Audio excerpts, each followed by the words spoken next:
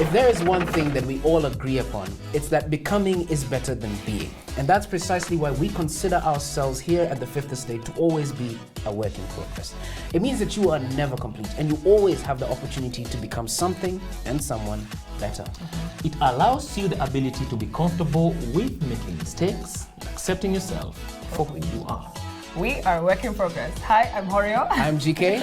And I'm Kusem. So guys, I think an earthquake has happened. Because some earth-shaking news has come before us today. Okay. We've got someone new on the team. Who's not really new. She's not new, she's old. If you're work in progress, Day one. Day one-er, you'll have seen this face. And unfortunately, she got demoted, unfortunately, and I got promoted to become the host of the show. But she is back. Yes, Horio, welcome back. It feels good to be back. Thank you for having me back. I missed you guys. I missed being here at this table. Yeah, let's see how this episode goes. I'm excited though. I'm very, very excited. Yeah, so now you are totally in charge of the show. Yes. Completely from beginning. Am I really? No, this week actually, on. no, she's not really in charge, but she's kind of in charge. Okay. Where we'll allow you to sort of tell us what you want us to talk about. Oh, okay. But you'll have the hawk eyes of mine closely watching. So you're still leading, I'm just, okay. Yeah, I'm always the host. I am captain now, if you get that reference. So, all right, let's go. So the first thing we're going to do is an icebreaker to welcome you back into Work in Progress. It's called Name It in Nature. Yes. Each of us have been sent a bunch of images, odd things in nature, and the aim is to sort of describe what we see and then see if we can name it, and our producer will tell us whether we are right or wrong. Winner is the one who gets the most correct. So we're competing? It's always a competition. Always. Okay. So we start with myself. I know exactly what this is. This, in my opinion, is the Moratina tree. Is it the I got it! You got it. I know my Moratina. That's a scientific name. Yes. I don't. We'll give it to him. It's all right. Give it to me. Okay. Okay, me next. I think this is a secular lily pad. It looks like, I actually don't know what it is, but it looks like it's on water. Is it on water? Yeah, it's a water giant lily pad. It looks like a basket. Maybe it's a basket. Oh, it's a giant lily pad. Okay. Good work. Okay, I'm looking at my picture. Of course you know that. I'm not sure. I think it's a Venus flytrap or something like that. Yeah. What? I mean, I'm bad like that. Okay. That was an easy one. Why are you acting surprised? Okay, let's go to my next one. This is that animal that looks like it's a soldier. Yeah. It's a relative of the anteater. Okay. Yeah. So anteater soldier. That's the anteater cousin or something. Oh yeah, I can't remember what it's called. It starts with an A. Ends with an The O. A was not the problem. And it ends with an O. Albino. Pangolin. You I thought armadillo. I thought it was an armadillo too. Okay. Okay, next one. I think this is algae sea beans. Algae sea beans. I think you're wrong. Wow, I feel set up. Spotless water meal. Doesn't look enticing at all. So I'm looking at an animal right now, and it's either the satanic leaf-tailed gecko or the bronze-tailed gecko. Considering that the person who's been doing this is a bit evil, maybe go with the satanic one. Go for the opposite now. I mean, because it looks like a leaf. That's too obvious, but sometimes the obvious is threatening. So I'll go with satanic leaf-tailed gecko. Got it. Got it, man. Okay, my final one. It's got ears similar to Chris M's. The question is it a fennec fox or a Canadian corgi? Now, I think it's more of a corgi. Yeah, it's a corgi, Canadian corgi. Oh, okay. You know what? I got 2 right, I think. No, you've got 0. I got one. I got the Moratina tree. Kindly. Okay, the next one. So, it's the world's smelliest plant and it blooms about every 100 years. I saw this online. I saw them talking about it and I don't know what it's called. So, but I saw it online. So you're taking the L? Yeah, I'm taking the L. Oh, okay. Makes it's a corpse sense. flower. It's a corpse flower. Okay, makes sense why it smells so bad. Okay. This last one looks like an animal that is jumping around. That's a very description. I'll go with a llama. I don't know. I'll go with llama. Hey! What? So I think Chris has That's 3 out of 3, guys. Good job. Merry Christmas to everyone. It has Show to be, but over. Let's go home. we accept Chris M got victory Yeah, right there. good So, job, Chris. Good job. Horio, now that we're warmed up, what would you like us to talk Yes, the about icebreaker today? was good. It really warmed me up. So today we're going to talk about something called biomimicry. Yeah, so I was having a conversation with someone online about it, and I just found it so fascinating. Okay. So biomimicry, there's two words there. There's biology, and there's mimicry. So the concept of biomimicry is it's a practice that learns and mimics the strategies found in nature to solve human design problems. Yeah. The reason I was having this conversation with someone is because we're talking about innovation, and you can innovate so much and you can do so much, but at the end of the day, when you go back to nature to solve the issues that we have and innovate using nature, you'll find fantastic solutions. So in terms of biomimicry, I have two examples right now. Let me give you two simple, basic examples. In Japan, there's something called the bullet train. Yeah, Now the bullet train moves fast. I'm sure you guys have I think seen it's it. one of the fastest trains. One of the fast, or if not the fastest yeah, train in the the fastest world. train in the world. So this train moves really, really fast. But the problem is that every time it goes through a tunnel, every time it went through a tunnel, it would make so much noise because of the pressure going in through the tunnel and coming out. Apparently, you could hear it like hundreds of meters away. That's how bad the noise was. So scientists came together and they're like, we need to find a solution to this problem. So what do? They got together and they used a scientist as well. Yeah. And the scientist was also a bird watcher. Oh, So he knows a lot about birds, and he was like, the kingfisher. The kingfisher, we'll show a picture of it. The kingfisher usually fishes in water, and when it goes down into the water, it has a really long beak. When it goes down into the water, it doesn't make a splash. It dies and it doesn't make a splash, so that it can catch the bird and come out. And so they use the kingfisher as an example of how to design the bullet train. The bullet train. So now the bullet train looks exactly like, not exactly like the kingfisher, but it was designed off that. So that's biomimicry. Wow. That's an example of it. Okay, that's really useful because you know the noise pollution. Exactly. There's a lot of issues you're dealing with, and now the kingfisher, because of its silent way of collecting, silent and no splash, and no splash of getting the fish, you sort of found a way to go through the. You said it's goes through the water. Yeah, tubes. goes through the tunnel. The tunnel. With no noise. With no Something that noise. was such a big problem, and they couldn't figure it out. Yeah. They just went to nature and they simply found a solution. One other quick example is Velcro. We have Velcro on everything. Okay, not That's everything, but for clothes, yeah. for clothes. So like shoes, children's shoes is a good example of Velcro. So we can show a picture of what Velcro is. A scientist, this guy was walking through the forest, and his dogs came back with like blackjacks. We're just gonna call them blackjacks because I think we know them here. Yeah, you know when you're walking through a forest and you get things stuck on you. blackjacks. Oh, okay. They're called, so they got those things stuck blackjack. on you. Okay, I So he didn't went know into that. his office and he's like, let me look deeper through a microscope, and he saw that they had hooks, and basically that's the same technology that Velcro was modeled after. What? Having hooks that they found on Velcro, found on the blackjack. So that's literally what biomimicry is: finding solutions with nature. And nature is everywhere. So to mimic biology, to copy biology, Copy biology. to take whatever is working there Yes. and implement it in the forces of life. Yeah. That you need something similar or because nature is something so along those lines. efficient. Yeah. So that's what we really. Yeah. Did you guys find any? Have you ever heard of any examples? Yeah, of you know, biomimicry? when you first spoke to me about biomimicry, I was really fascinated. So I decided to do my own research, and one thing I found really interesting is the whale, especially the humpback whale. Yeah. Now, you all know that currently the whole world is really on a fight and a push to produce renewable energy sources because we have to move away from the non-renewable sources in the world ASAP. So one of the ones that has been very interesting is one developed by a guy called Professor Frank Fish. The irony, because the whale is a mammal, not a fish, if you get it there. But in 2008, he's a professor in Harvard. He decided that he's going to look at the humpback whale, which is a very special kind of whale, and its fin in particular has some bumps, some weird bumps inside it. And he realized that is what helps the humpback whale, as it jumps out of the water, have a very tight spiral and come back into the water and move through the ocean. And so he decided that he's going to study it further, and he has replicated that humpback whale technology into wind turbines. So you know how wind turbines, we have that in Kenya, all across you have the wind turbines. I think they do like 300 megawatts of power, and they're trying to upgrade them. But the problem with all these renewable energy sources is how much energy you lose in the process of trying to collect the energy. So these wind turbines, the way they're being used, the science behind them helps you conserve more energy and concentrate it further into providing energy. And it's not just wind turbines that they're using. I think the military, the Navy of the US have converted it, and looking at that study and how it does in submarines, all these other things, lifts to improve efficiency by as much as what they think, 30%. Wow. So that I found really interesting, because Yeah. as we're moving to renewable energy sources, Yeah. we're having problems with space, with problems with how the energy is produced. Oh yeah, definitely. And so now, yeah, if you copy a whale, I'm wondering, can you produce more energy? And maybe I'll invest in the whale wind turbine I think you myself. should. That's a good one. I hadn't heard about that one. Yeah.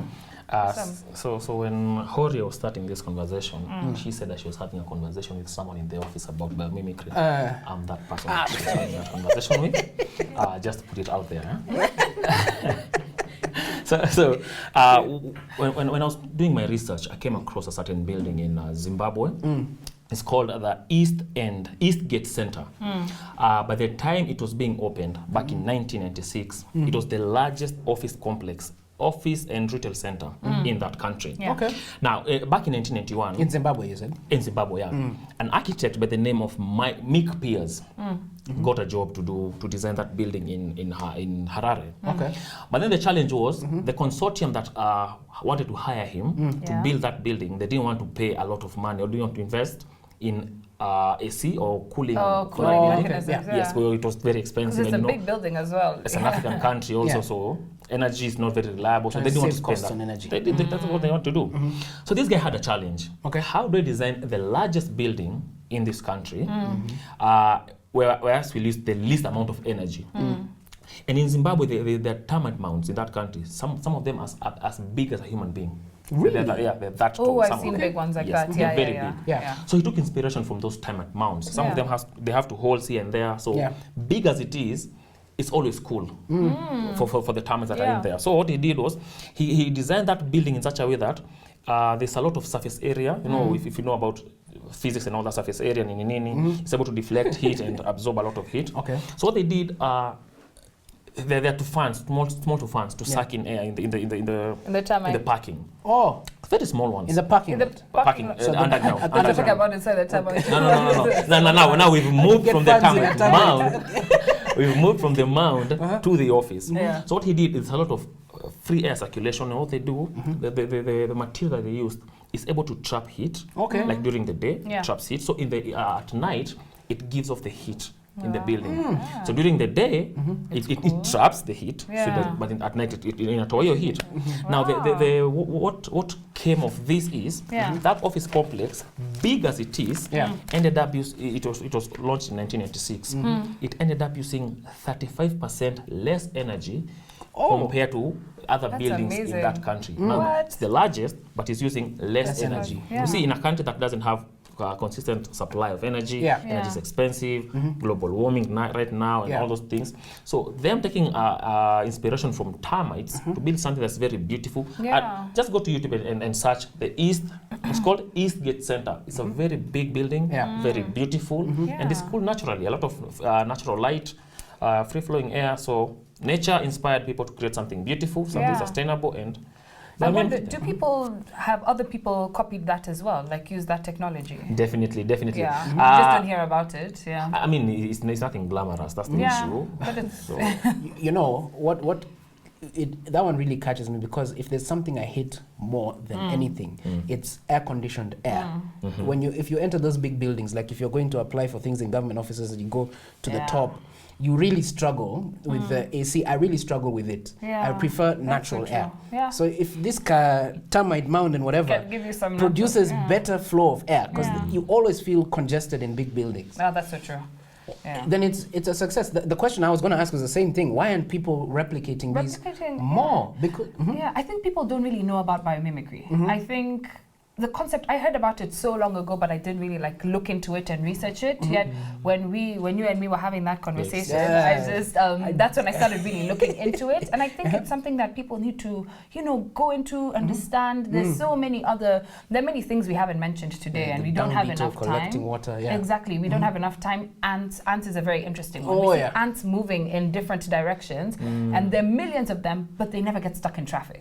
There's a whole idea that people are trying to see how you can use the concept of ants plans to stop traffic. It's a really good idea. Yeah. With See, the truth is, and this may sound bad, is people are lazy, right? Oh. Yeah. Because this takes a lot of imagination. It takes you going to look at things, applying. You see, if you see ants You have to walking, apply- you have to think of that and link that to something else. And Exactly. sometimes people are not willing to put in that work. Oh, yeah. But if you're to do that, everything in this world today, even a lion feeding or whatever, there's So something you many can learn things. from that Yeah. and apply in our everyday lives. You just need people to be imaginative, our architects, our engineers, our everything. You know, it doesn't Look even at nature and take get it. scientists and architects and engineers to do it. It can be anyone. If you want to do something innovative, all you have to do is look into nature. Nature Maybe starts with provides us. the Anyone. best It starts with solution. us. You can actually do it. But So the homework is the next time you come now, we come up with our new exactly. I'm going to biomimicry come up with my, options. Look Yes. at hornbills and maybe see how they make their noise and come and present here. Maybe you can take something from nature and bring it to with here. Maybe something, or hummingbird or something. We can learn something from there. Then Exactly. implement it. So anyways, that's where we're going to take our break. We'll be back after the break with the Ignorance Project.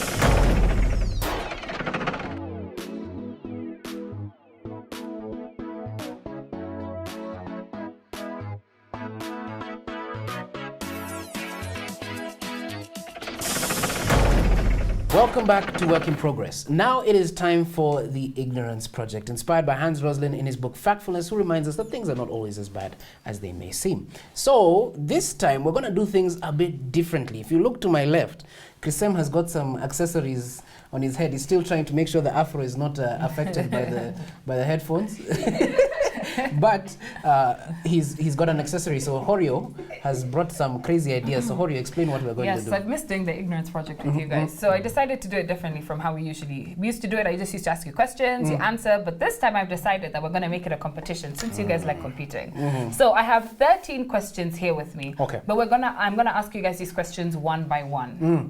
One person at a time. So I'm going to start same with set of questions. Same set of questions. I'm going to start with you, GK. Then I'm going to move on to Chrisem. But the catch here is Chrisem is going to listen to some music so that he doesn't hear the questions, the questions and the answers. Then once I finish asking you, we'll move on. So we're going to time it. You're going to have 2 minutes on the clock. I'm going to read them as fast as possible. 13 questions. Can I set my 13 target? questions, and the topic is Africa. Okay. Just general Africa. knowledge Africa. 11 out of 13. That's my target. There we go. Okay, let's do it. So Chrisem, music on.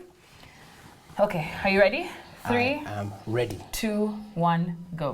Which American president is Monrovia named after? James Monroe. Through which country does the greater part of the Nile flow? Sudan. Ethiopia. No, first answer. That's okay. The longest African river which empties into the Indian Ocean is? Tana River? Okay. Yeah, The highest peak in Africa is? Highest peak in Africa, Mount Kilimanjaro. Which is the capital of the country that used to be called Abyssinia? Capital of the country that used to be called Abyssinia, that's Ethiopia, Addis Ababa. In which country is the Kalahari Desert? Botswana. The capital of Togo is? Aye. Okay. Where is the Nubian Desert? East Africa, somewhat. Which country? Eritrea. That is Okay. wrong.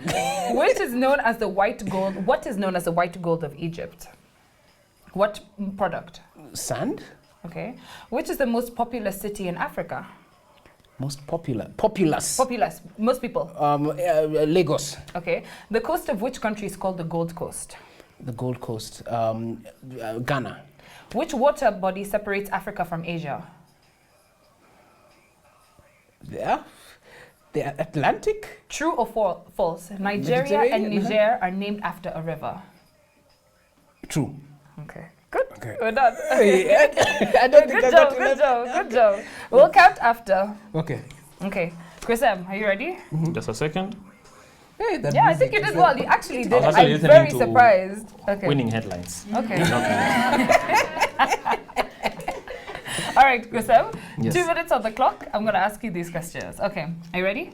Yes. 3, 2, 1. Which American president is Monrovia named after? Monrovia. Pass. Okay. Through which country does the greater part of the Nile flow? Sudan.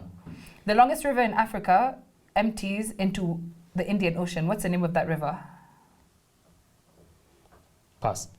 The highest peak in Africa is? Kilimanjaro. Which is the capital?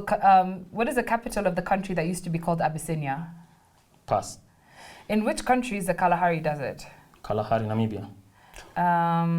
The capital of Togo is? Lome. Where is the Nubian Desert? Nubian Desert, Sudan. What is known as the white gold of Egypt? What product? Pass. Which is the most populous city in Africa? Most people. Lagos. Okay. The coast of which country is called the Gold Coast? Gold Coast, Ivory Coast. I don't know. Okay. If you have time, just what water body separates Africa from Asia? There's the Red Sea and the Gulf of Eden. Well, just one. Indian Ocean.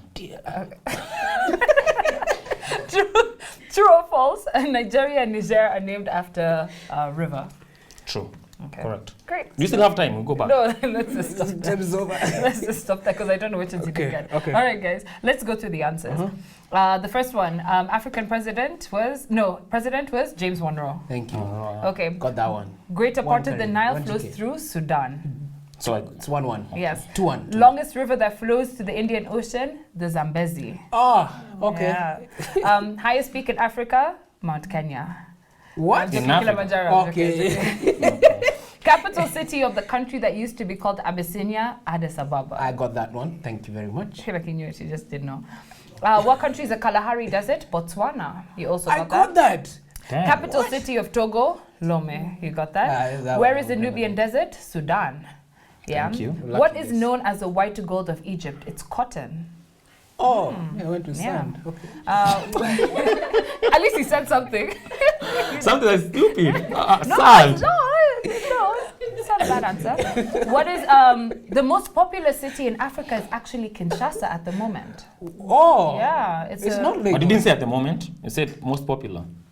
You're fired.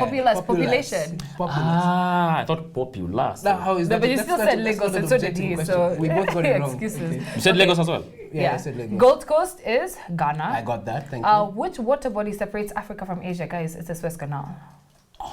Canal. That's the water body. It's still a water. No, the Suez Canal, there is the Gulf of Eden and the Red Sea. Okay, true or false? No, we go back to that. You said water body. Suez Canal is a passageway.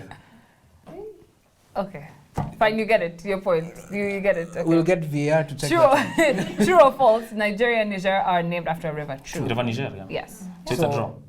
No, I clearly No. won. Hey, No, he actually I clearly won. Yeah. Clearly. Clearly. Okay, sir. But good job. Anyways, Yeah. as we conclude the show, it's my job to just recommend to people. It's the holiday season is coming upon us. People are going to have more free time to watch movies, enjoy their space. So I thought I'd recommend something to them. It's a documentary that I watched recently, but it's a classic, and I think everyone should watch it. It's called Get Me Roger Stone.